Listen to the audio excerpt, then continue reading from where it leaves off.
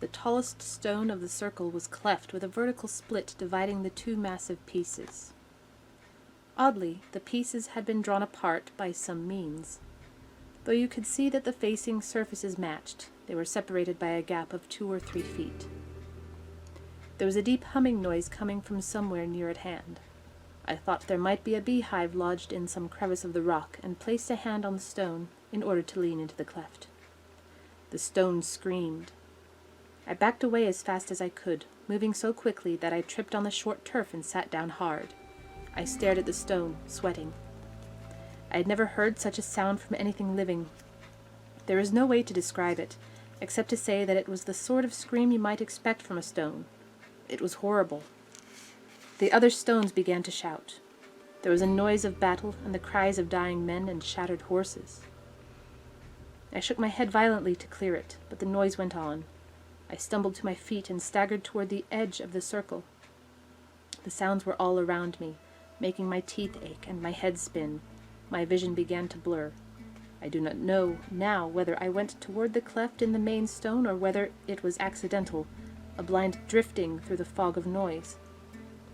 Once traveling at night, I fell asleep in the passenger seat of a moving car, lulled by the noise and motion into an illusion of serene weightlessness. The driver of the car took a bridge too fast and lost control, and I woke from my floating dream straight into the glare of headlights and the sickening sensation of falling at high speed. That abrupt transition is as close as I can come to describing the feeling I experienced, but it falls woefully short. I could say that my field of vision contracted to a single dark spot, then disappeared altogether, leaving not darkness, but a bright void. I could say that I felt as though I were spinning, or as though I were being pulled inside out. All these things are true, yet none of them conveys the sense I had of complete disruption, of being slammed very hard against something that wasn't there. The truth is that nothing moved, nothing changed, nothing would ever appear to happen, and yet I experienced a feeling of elemental terror so great that I lost all sense of who or what or where I was. I was in the heart of chaos, and no power of mind or body was of use against it. I cannot really say I lost consciousness, but I was certainly not aware of myself for some time. I woke, if that's the word, when I stumbled on a rock near the bottom of the hill. I half slid the remaining few feet and fetched up on the thick tufted grass at the foot.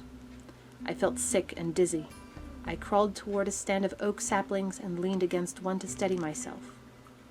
There was a confused noise of shouting nearby, which reminded me of the sounds I had heard and felt in the stone circle. The ring of inhuman violence was lacking, though. This was the normal sound of human conflict, and I turned toward it.